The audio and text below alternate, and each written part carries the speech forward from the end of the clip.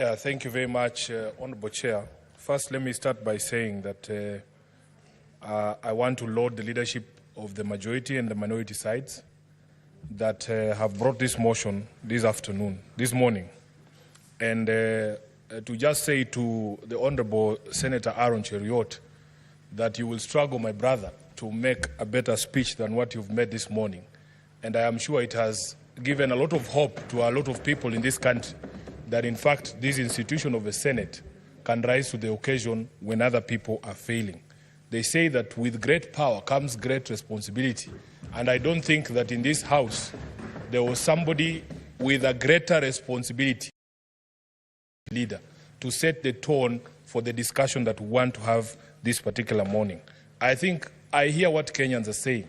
They want to see from the leadership of this country contrition. They want to see remorse. They want to see us taking responsibility for everything that has happened, that has led us to this particular moment. And allow me to follow in your footsteps and also tender an unreserved apology to the people of Kenya if I have contributed in any way by my conduct, by my speech, to bringing the country to where it is today. I apologize for that. Honorable Speaker, as a senator of Nairobi, you know that Nairobi has borne the brunt of the protest, of the killings, of the loss of lives, of the loss of property. As we speak right now, we have 39, as of the last count, people who have lost lives across the country. And more than half of that, at least 19, have been killed in the city of Nairobi. Honorable Speaker, out of those 19 that have died in the city of Nairobi, between 6 and 8 of them, the numbers are yet to be confirmed, were actually very parliament. And as we join our country and our colleagues in mourning, I also want to take this opportunity to send my heartfelt condolences to all the families that have lost their loved ones in this particular protest. Of course, Honorable Speaker, because we have been the epicenter of these riots and protests, we have a lot of damage that has been done to public and private infrastructure. We have lost a lot of property. In fact, the value is unknown. We will need time to actually do an audit of all the property that has been destroyed. Businesses in Nairobi CBD have been shut. There have been all sorts of claims, Honorable Speaker. There's people who have come to me and even talked about ethnic profiles businesses, that it's certain communities that are being attacked and others are not being attacked. We are in a place where we have never been in terms of the crisis that is facing us. And all I hear the young people of this country saying is that we as a leadership now need to stop talking. We now need to stop talking and want to listen to these young people. Honorable Speaker, I have been turning down invitations to media houses because I'm asking these media houses, why don't you invite these Gen Zs themselves to tell you what it is they want, to paint a picture of the kind of country that they want? Would you believe it, Honorable Speaker?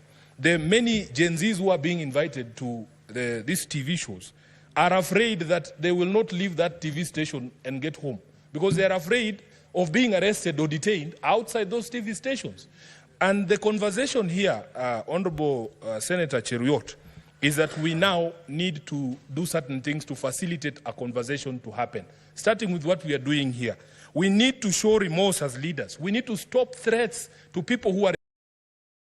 I am in a WhatsApp group, somebody is sharing what is it called, a charge sheet of someone who's being arraigned in court because they said Ruto must go. I mean, Honorable Chair, we must get to a place where if we are going to have a national conversation, let us allow people to express themselves, and that is the only way we will hear what they have to say. We need to put aside our egos. I know some of the things that we are being told and the things that are being directed at us is very humiliating. As leaders, we are not accustomed to this. But, Honorable Speaker, it is a time to set egos aside and just listen. There is something very profound that the majority leader told me yesterday. He said, Sifuna, right now, there are no more political goals to be scored.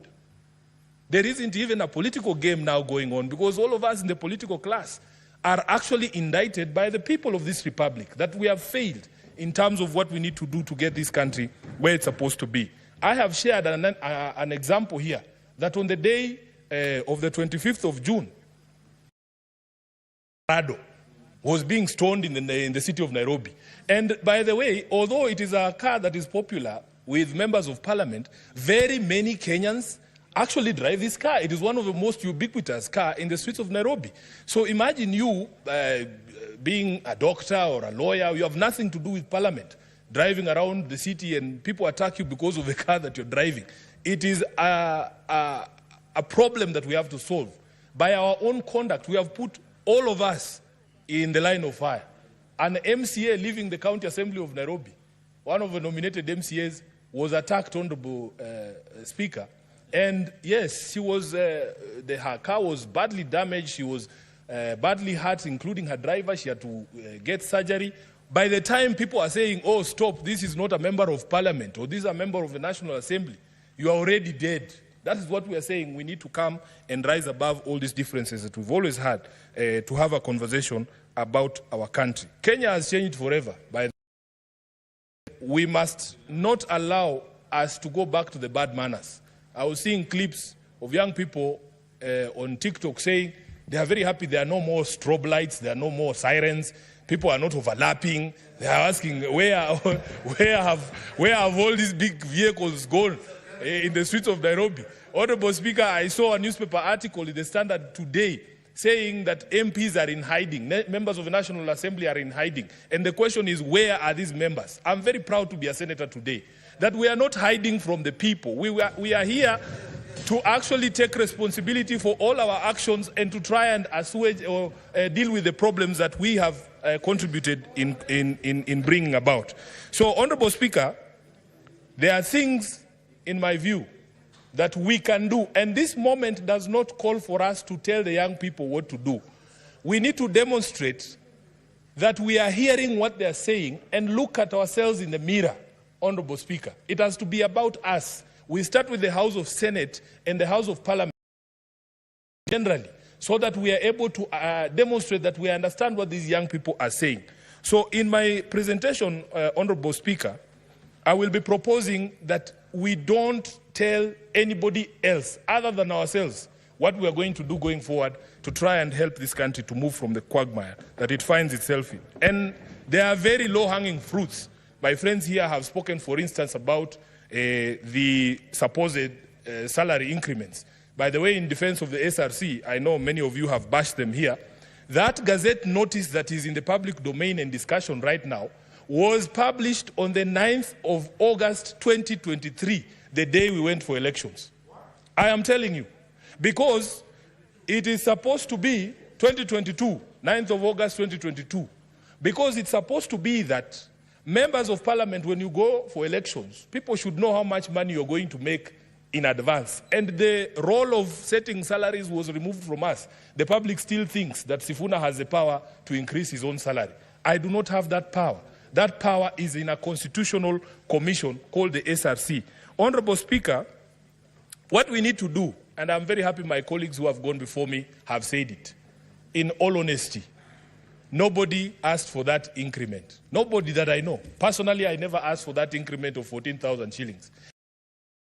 Tone deaf if we are going to insist that we get that increment this particular year or next year, when the economy is in the doldrums, when many Kenyans have nothing to put on the table. So I also support the proposal by members who have spoken before me that we formally resolve that we as a Senate are not interested in any additional salaries this particular financial year. Number two, Honorable Speaker, we need to relook at our budgets in this House and see where we can make major concessions and cuts for members of the public to feel that we are actually lessening the burden and not increasing the burden. And I want to give a personal example, and you'll forgive me if I'm giving out house secrets. Honorable Chair, when I became the Deputy Minority Whip, I was allocated a vehicle, a GK vehicle. On the first day that I used that car to go home, I passed through the expressway. I was shocked, Honorable Speaker, at the amount of money that is on my ETC card for my parliamentary car. As of this morning, when I used that same car to come here, there is 377,000 Kenyan shillings on my ETC. There is 377,000 Kenyan ETC of the vehicle that have been given by Parliament. It does not make sense. It does not make sense, Honorable Speaker. So what you do what you do, members of parliament, the staff of parliament have to be honest with Kenyans. In the way the budgets of parliament are prepared, there are ways and means of reducing the expenditure in this house in a manner that will reduce the burden on taxpayers. I honestly do not need all that money. Even if I ran up and down the expressway for a year, I would never exhaust 370,000 Kenyan shillings. So, Honorable Speaker, we must do this so that we demonstrate to the people that we are serious about what we are talking about. Number 3, Honorable Speaker, I want to speak about something in the motion. The Majority Leader proposed that National Assembly should reconvene so that they deal with the question of the presidential memorandum on the finance bill. Mr. Speaker, just as a constitutional lawyer, we in the opposition or in the minority have a different take on how this finance bill should be dealt with. Honorable Speaker, if you look at Article 115 on what should happen to a bill when it is sent back to Parliament, 115 sub-article 3, it says, if Parliament amends the bill fully accommodating the President's reservations, the appropriate Speaker shall resubmit it to the President for assent. What that means, Honourable Leader, is that he sends something back after that process of consideration of his memorandum. I do not think the Constitution envisaged a situation where you are sending a blank document from Parliament to the President for assent. Because what the presidential memorandum is proposing is a deletion of all the clauses contained in the finance bill. So you will have an empty piece of paper. It will have nothing on it. Then you are sending it back to the President for assent. What is he assenting to? So the proposal that has come from Honorable Tiende Amolo, for us, makes a bit more sense. That you allow there to be a bill that is introduced to repeal the finance bill as was passed. Because in the language of Article 115, we do not think that it can be done the way that it is being proposed. So, Honourable Speaker, another thing that we can do, let there be a public pronouncement from the head of state that we are going to stop these arrests, these abductions that have been ongoing, free everyone who's been arrested because of this protest, as the Majority Leader said, honor our dead and the people who are still in hospitals. There is opulence and corruption and the corrupting influence of money in politics. Honorable Majority Leader, when you spoke about that, I was very happy because we have to have a conversation. I was at a conference at one place and somebody was saying how it has become expensive to join politics. And I said it is actually used as a scare tactic to scare away people from political participation. If a young man hears that for you to become the Senator of Nairobi, you need 70 million shillings or 100 million shillings, where do you think that person will never participate in elections? Where are we supposed to get this money? We want the young people to understand that they have demonstrated to this country that you in fact do not need the sort of resources that we are told you need for you to become a political player. Honorable Speaker, there's this question of a ban on harambes. As a lawyer, I am aware there is already legislation that tries to limit participation of political players in harambes, but is limited to the last few months. I think it's, is it 6 months or 9 months to the election?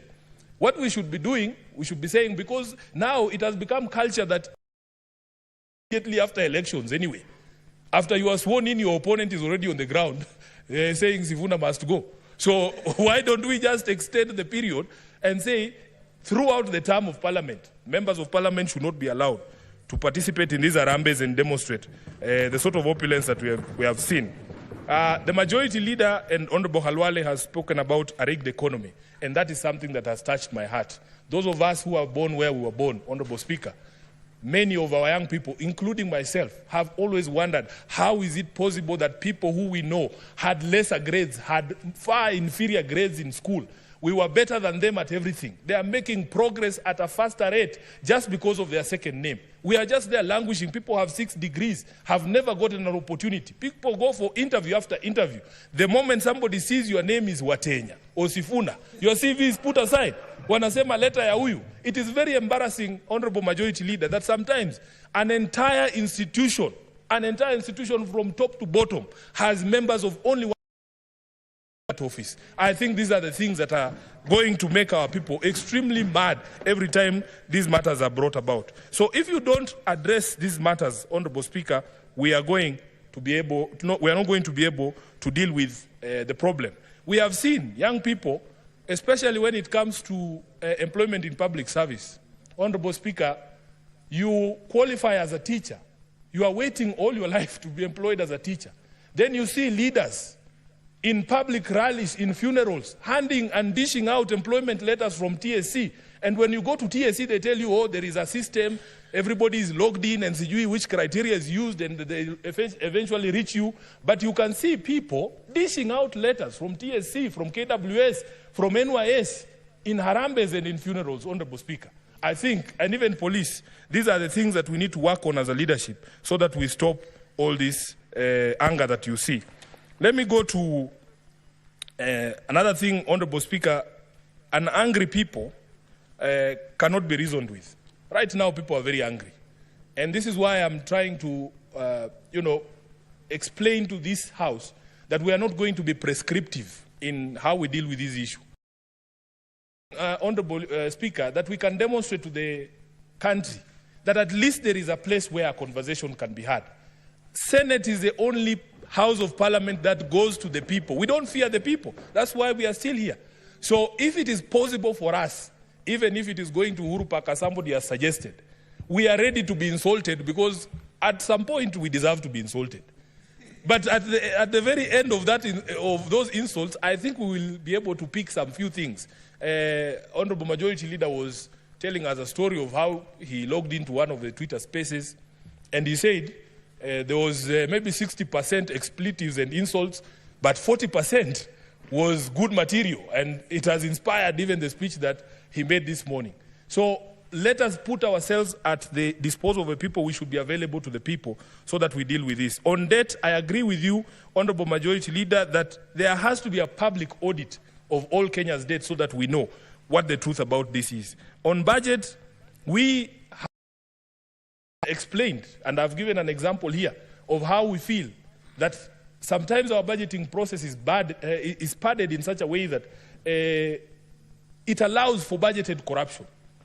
We have estimated, Honorable Speaker, at least those of us on the minority side, that we can do away with at least 1 trillion shillings in this budget. And we don't need to punish anyone. We just need to cut on expenditure in our own institutions. I will go to some of the proposals that I have received from members of the public. Number one, Honorable Speaker, there needs to be an audit of all appointments from September 13th, 2023. Because as Honorable Senator Halwale spoke and said, there are some offices that have been created that we do not even understand the basis of their existence.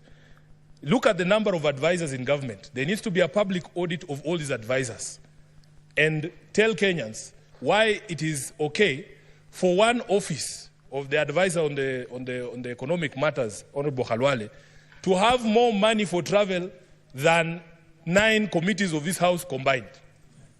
It doesn't make any sense. So the specter of personal assistance in government, we need a public audit of that. There was another office that was created, and this one, you'll forgive me, Majority Leader, of faith intercessors. We need a public audit of who are these people and why are they earning public money. Honorable Speaker, I had occasion to see one business card of one of those faith intercessors. It was the most powerful business card I have ever seen in my life. Honorable Speaker, you have spoken about the office of the First Lady, and I am happy that the President himself took a first initial step to say that office will cease existing from, I think he said, Monday of this week. It had 285 employees. I am telling you. The Deputy President, the wife of the Deputy President's office, 100 employees. Honorable Speaker, we cannot continue like this. Then there is a specter of retreats. And this one, we are all guilty as members of this House. We need to look at our retreats, whether the retreats we are taking are necessary, whether these meetings cannot be had here, whether those resolutions cannot be. And then in the independent commissions, in the ministries and in corporations, I was just being told that there actually also exist fake retreats. There's something called a fake retreat, where there was no retreat, but people are being paid for going on a retreat. Then on the foreign trips, Honorable Speaker, these are things we all understand. Let us be able to demonstrate to the public that we're actually serious and we hear them. Just one more minute. Let's add him 1 more minute to conclude. And then on the ODPP, I was just conferring here with my friend, the senator for Migori. We were shocked when we heard that a plea bargain had been entered in the Migori corruption case, that a governor who's have been accused of stealing billions of shillings has agreed to return 300 million, and then the case is withdrawn. I want to call for an audit of all the in the past 12 or 24 months, Honorable Speaker, so that we understand the legal basis for the withdrawal of these cases, because this is where we are failing. For as long as you can demonstrate, Honorable Speaker, that these cases are going nowhere, that is where people get the confidence that the majority leader was speaking about to engage in some of these things. Lastly, we need respect for the Constitution and constitutional institutions and the bodies across the public service and across the national executive infrastructure. So, for instance, Honorable Speaker, I was being given an example that even the mess we have in the management of public service, that an executive order is made on HR matters to a body called State Corporations Advisory Committee, which is duplication of roles. So, Honorable Speaker, I support this motion, and let us put up that humane face that Kenyans are looking to see, that we can actually engage on these matters. I thank you, Honorable Speaker. Thank you, Senator. Senator Mohamed Chute.